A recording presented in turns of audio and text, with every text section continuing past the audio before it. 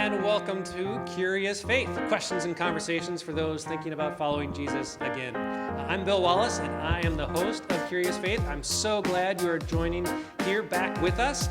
If you are watching us, then you're actually watching us for the first time in several weeks. We have done a few podcasts, either just audio only or over Zoom, as we have continued to be in quarantine time, and we're starting to slowly come out of that. So we thought we could do another face-to-face, or at least eyeball-to-eyeball podcast with two of my favorite people. So we're going to welcome them in here. I'm going to put my mask on. Let's go, Sonics. And we'll welcome in my two guests. Hello. Hello. Hello. Lovely to see you both. Yes. Thank you so much for joining us. Nice to see you again. For those listening or for those watching, if you would introduce yourselves, that would be fantastic. My name is Janae. Well, hello, Janae. Hello. It's so good to see you. You too. And My name is Kendall. excellent. Thank you. Thanks for being here for this. We're very excited to have you two here. Just as a way to introduce yourselves a little bit, get to know a little bit more about you. I know both of you are moms to one child each. I have slightly more than that myself. But my first question for you two to consider, if you would, if you could wish one thing for your child, for their future, what it might be, and I'll give you a chance to think about it as I answer that myself. So I do that, right? So a hard thing as a parent to think of, all right, I can just wish one thing for my child. You know, Disneyland's easy, you know, those types of things. No, like something big, something real. Honestly, I do think for me would be that the world would be a little kinder place for them than it is right now. That'd probably be my wish. Good wish. It's a great one. It's very comprehensive. Oh, jeez. Yeah. My wish for my son. Oh, goodness. Just one. Just one. You only get one. Oh, goodness. That he succeeds in everything that he does. Oh, that's a good wish.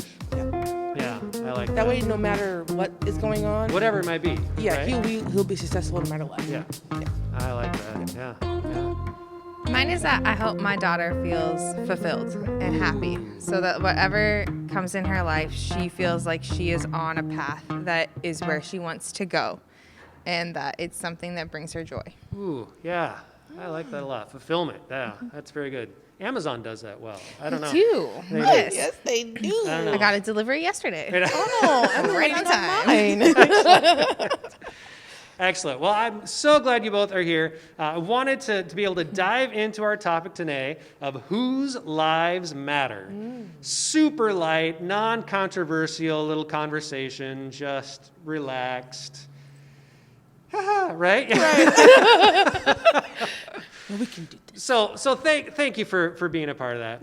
I think I'm thankful that we're talking about this now. There have been times over the last year where that conversation has been really fraught with tension, and I'm hoping that there's just a little bit of breath in the air right now, to where maybe we can have more of a conversation without all of the tension that has been there. But it's one that I've wanted to just be able to share and to share with our audience. For a while, because it has been on all of our minds. Everything that goes along with it, obviously, Black Lives Matter and Blue Lives Matter and all lives matter and so on and so forth. Whose lives matter? There's so much weight to that, even as I say that. And maybe actually we can just even start there. As you might hear that, when you would hear the question, whose lives matter, where does that take you immediately? And Starting with me. You can both jump in. How are you? We don't worry about taking turns here. I mean, to me, it means all lives matter. Every single person on the earth. That's what I think of when I hear that, personally. But obviously, when you start breaking it down to categories, such as blue lives and black lives, that's a whole different spin-off of all lives matter. Because we all know all lives matter, but which lives are being treated differently, unequally, compared to another life. Yeah. That's what I think. That's where you go. That's where I'm going with it. Good. Yep. Good. Absolutely. And I agree that The All Lives Matter movement is something that has gotten a bad name, and it should, because it is not accepting of the fact that the Black Lives Matter movement is not just saying Black lives are the only lives that matter. It is saying that they are being pushed aside and they are being specifically targeted. And I come from a family of law enforcement. And so obviously, blue lives matter to me. I want my father to come home safe, and I want this to be, but I also want specific training to be done, not targeting Black Lives Matter. And that is what we've seen far too often. And so everyone's lives matter. And if violence wasn't part of that, if it didn't have the integral role, then everyone's lives would be more respected. Preach on, girl. Yeah. Good point. Good point. Boy, I like a lot that was all said right in there. My goodness. I think the concept "all lives matter" is great, and actually would be something that the church should be on the forefront of, right? That is the whole point. I think Jesus would argue for that, right? That all lives matter. But I think the problem is that it's not that simple.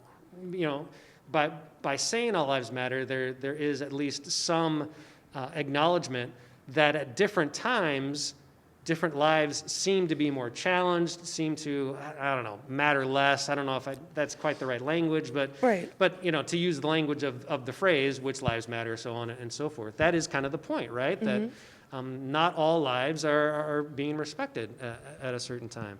And that ends up being the challenge, right? Yes, very much so. Right. So, Yeah, absolutely. yeah.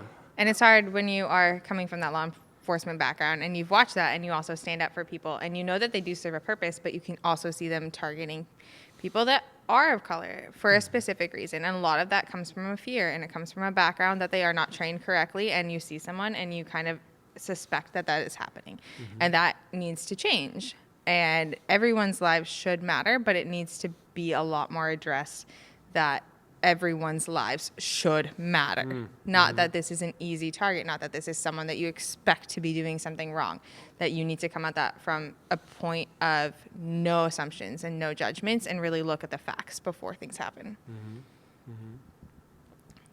Kendall, I don't know how to back that up. Well, being a African American mother, for those things that you do see the law do, that's the kind of conversations we have with our children. They do target you, or excuse me, they will target you. They will suspect that you are da da da da. So act like this, talk like this, be aware of your surroundings. Also know who your friends are hanging out with, because we teach our kids we are being targeted because of, obviously, we have been for centuries. I'm sure, Bill, you never really had that conversation with your children. No. And the conversation I've had with my kids, in particular, my two older boys lately, was when I had the chance to talk with a few of my African American friends, and in particular some men, who shared both how they had that type of talk with their dads, and then how they had that talk with their kids. And it was wild to me that I could talk about that with my boys. And even in so doing, I'm recognizing, like, this isn't a problem for you guys. I mean, how wild is that? Yeah. I'm having this side conversation about something that's happening to real people. Some people that we even know. Yeah. I mean, Yes. that was such a sadly an eye-opening kind of moment for me, and that has been part of the problem. I think when I say, and I don't think actually I say this all that much, but when I say all lives matter, I think part of that comes from, like, me not understanding the challenges that others face. And actually, let me say, kind of in both levels, not, I have some good cop friends, Right. and actually that's been good for me to hear some of their work and some of their life and some of their challenges, because it's a different job than I do. Yes. They experience some different things that I do. Yes. Here at the old office building that I work at. Yeah, same. Janae, you and others that have been able to shed light on some stuff that I had no idea. One of my friends told me that he jogged, and I thought, what? Like, that's a big deal. Oh my gosh, it is. He told me what he would have to do in order to jog through his own neighborhood, and I thought, I just run outside. I don't even lock my door. I don't bring ID. I don't bring keys. Oh, Dad always says, bring your ID. And that was exactly it. I was like, what do you mean you have to do all that just to jog? Not an uncommon experience, correct? Correct. Correct. Just like when my son, he wants to go to the store's right up the street. It said, you go there, you come straight back. No deal dallying. Yeah. Because anything can happen. Yeah. And you're by yourself, little young black man. And your son is in middle school, correct? Yes. Yeah. And that's terrifying. And It's the beginning of the whole, he's now part of that age group of, now he's becoming a threat. Yeah. Because he's 13. Yeah. and I And know. we all know, you all know my son. And is he a threat? Oh, no. However, he might not know how to respond to one question correctly. Yes. And that's terrifying. And I worry about my dad every time he goes out. And I know that police officers are being targeted at this point as well. And some of them are bad apples. That is an absolute fact. And that happens in any demographic of people. And it's unfortunate that two sides that do inherently, for the most part, want the best are now causing so much strife together opposed to working together. And that's heartbreaking. And it is so scary that you have to send your 13-year-old goofy son, Right. who is a little mouthy. Yeah. And if he's a little mouthy with the wrong person. Well, it happened when he was 3. I mean, Oh my God. oh yeah, when Yeah. we were 3 years old, our mailbox is in an actual building. And he had brought his bike in there with me because he didn't want to leave it outside because where we live, people would take your bike while you're inside. Yeah. So, but anyway, an old Caucasian man came in and just literally started cussing and screaming at him. Get that bike out of here. And I'm standing right there. So therefore, not showing respect to the mother. Yeah. Also, So yeah. let's just, mommy handle it, trust, best believe. But he's 3 years old. He 3 years doesn't- old. Yeah. Like, But just because he looked and noticed what his skin tone was, he just went off on him. It was amazing. I never seen anyone talk to a 3-year-old like that before. But, we went home, we talked about it, and we moved on. And that's sad, too, that we had to talk about it and move on. at 3 years old. At when 3 you're years old. Potty training and doing other things that kids should have to be Yeah. realized. You have to teach them how to just survive around other people. Because law enforcement, and again, I do support many of them, but they choose that profession. Yes. You don't get to wake up and choose what color you are. No. Yeah. That's not a thing. And and I did go through that phase. I was 5 years old, and my mom was doing my hair, and I just cried, and I said, Mom, why can I not have hair like my friends? This is hard. I just want to wake up and be white. And she was like, no, it's not how it works. It is what it is. Yeah. Love yourself. Love yourself. Yeah. Wow.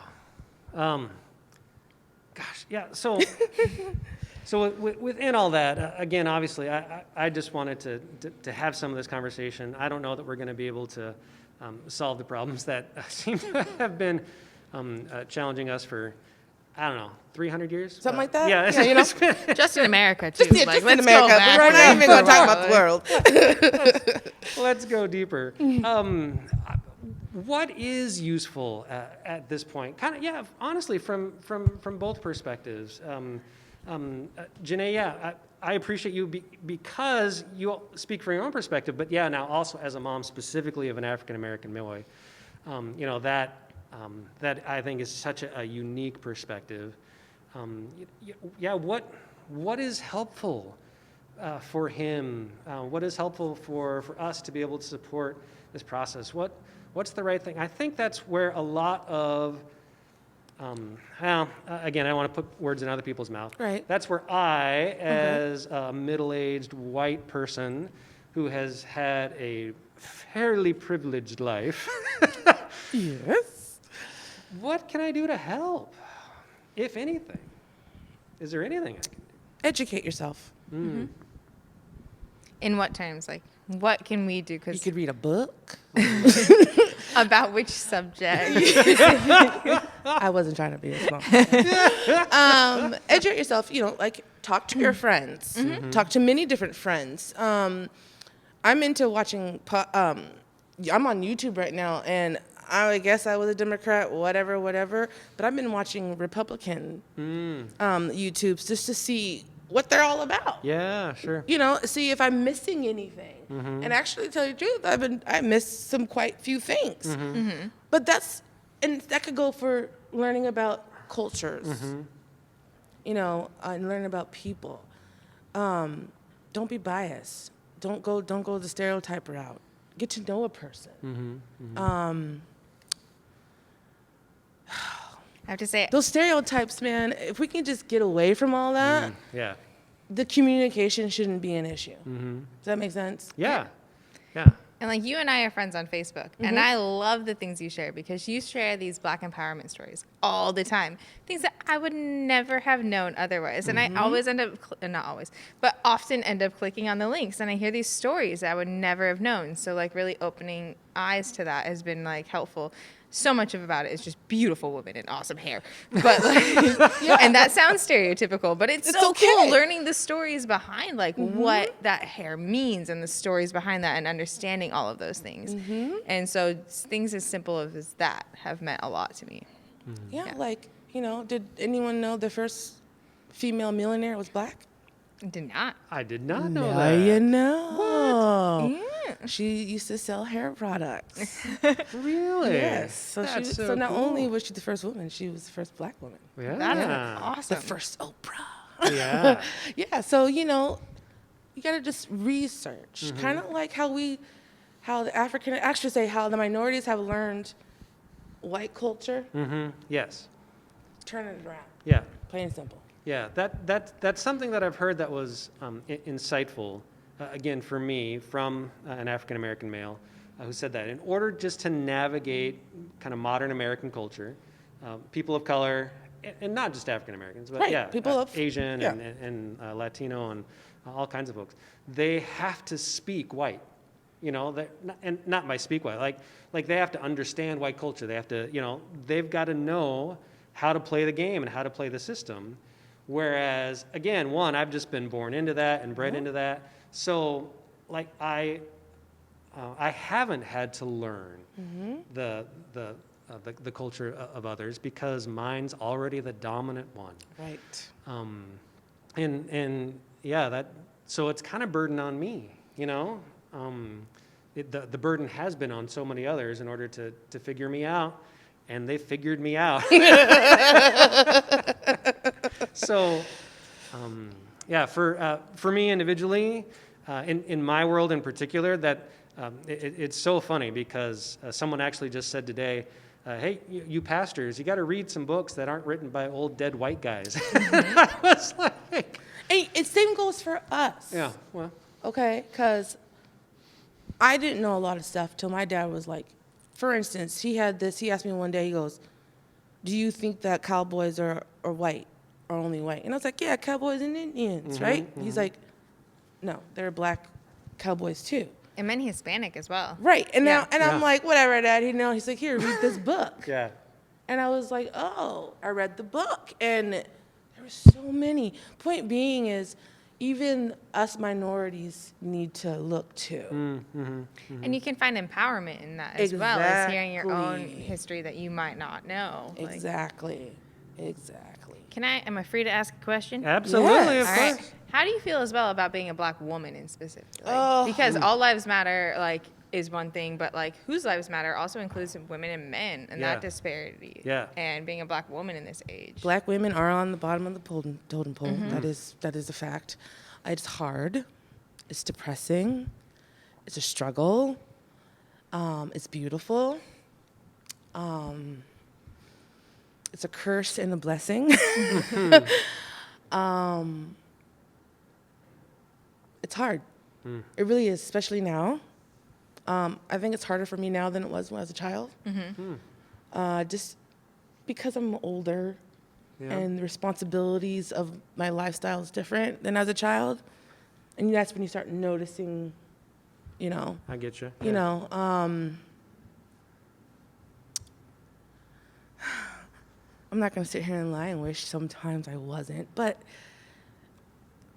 that brings me back to my point of reading and researching as Black African American or any other minority to give you that empowerment that you are lacking, because you should have that no matter who you are. So I have been trying to, you know, soul search a little bit. Absolutely. But at the end of the day, I really do I love being different. I love being a Black woman. It's pretty cool because of all those struggles I just mentioned. Yeah. And as you notice, with all those struggles, you would never really notice that because No, you project Yeah, an I project- enormous amount of yeah. confidence and self-worth. Yeah, that's actually, it's good to hear. It makes, as your friend, it makes me a little sad to hear that, you know, that all that's going on too. it's okay, you know, and a lot of it has to do with my upbringing. I wasn't raised in a predominant Black community. True, yeah. If I was to bring my cousin from Seattle up here, her attitude and confidence, much different than mine. Yeah. Much different than mine. So I'm, you know, don't be sad. It's just how it is. It's okay. But I love who I am. I want to change it for the world. As you should. You're amazing. Yes. And, you know, it's all misunderstandings. We're all, you know, that stereotypical stuff just, you know, we need to wash it all away. Absolutely. Yeah. But, yeah, I love it. To jump in with some church language there. Sure. Yeah, you said, you know, it's all misunderstandings, and we're all flawed. The church we use, you know, we're all sinners. We all, you know, fall short of what God does. That has been, again, just for my world, that has been such a challenge over this last year, is for a lot of folks like myself, white pastors, white male pastors in particular, in predominantly white churches, trying to figure out, is there anything we can add to the conversation that's going to be helpful within all of this going on right now? And again, for all of it, like at my church, we're very fortunate. We have a number of police officers and other first responders that are connected to our community, and I love them and, you know, so want to support them in the really, really hard work that they do. We have a small number of folks that would be part of minority communities. Some people of color, some sexual minorities. You know, we've got that as part of our community, and we love them and want to be supportive of them as well. I think for a long time, most of us white pastors and white predominant churches thought we could just get along with, hey, everyone's welcome and all lives matter and we're all good. And I think over this last year, we realized, I mean, that's not enough. So is there, again, for everyone involved, what's helpful for the church to add, to share, again, if anything, at all? I think growing up in your church, and again, being part of a predominantly white church, obviously being a fairly privileged white woman with a law enforcement father, what has been really helpful is that you were willing to bring up the tough topics. Even if there weren't people that were necessarily listening in that way, you were willing to say this is a problem and we need to hear it. And that's not just you, but I think as a church, that's something that people should be doing, saying that this is going on in the world. Maybe it doesn't affect you that you know of, but it affects the world. And if you are a Christian, you're supposed to care for the well-being of all those around you. So pay attention, wake up and do something about it. Whatever that is and however that fits into your lifestyle, just know.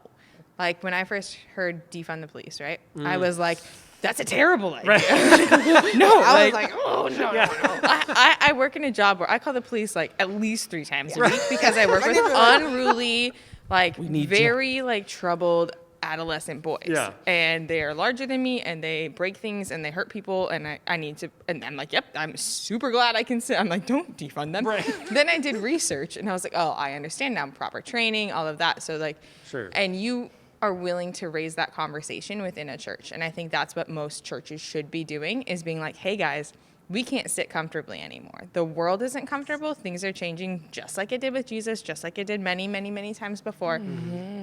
Start raising that conversation. Even if it's just a bunch of privileged white people talking about it, at least they're talking about it. At least the conversation's happening. That's what I was going to say. Don't ignore it. Yeah. Talk about it. And because you ever notice that when you get a group and you talk about stuff, you eventually come up with ideas. And then the idea gets put on the paper. And then the paper comes to life. So if you just start talking, having a conversation, then you never know where it can go from there. And even if it doesn't go anywhere, you had the conversation. You talked about it. You talked about the elephant in the room. And that's something that hasn't really been done. Yeah. And if there's those few people of color sitting in there, they feel heard. And they can be like, this might not where I thought I'd find myself, but I feel heard here and I feel appreciated. And that invites people to come back. And that's what God's supposed to do, is welcome you in with open arms. And so it's bringing people back, being like, we see you. You're welcome here. Let's keep it going. You see, I'm still here.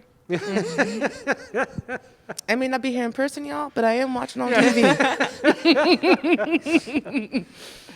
Because you are open like that. You know what I mean? So, like, that's your part. Maybe that's your part Well, in this. yeah.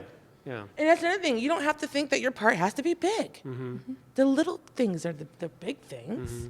So, don't worry. The Lord, he knows what he's doing. No, I appreciate that. I appreciate that. And I know you've gotten people to leave the church because of that before. right. But That's you know right. what? But, you know, Throwing the church I'm down, sure, one I'm sure person. Jesus lost some followers, too, along the way. It's just part of the job. It is. You know? It shows awareness and it shows courage and it shows a Yeah. compassion for everyone that isn't like yourself. Good.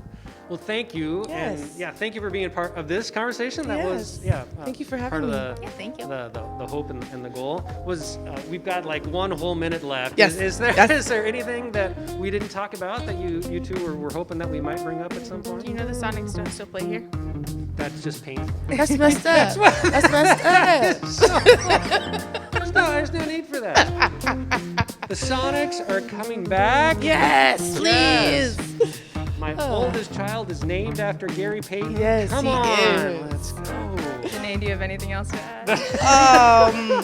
Power to the people. Thank you so much, PB. Yeah. Thank you. both. Yeah, really appreciate that. And yeah, if I can encourage anything out of this podcast for those of you listening and watching, it would be that there has got to be someone in your life that you can have a brave conversation with.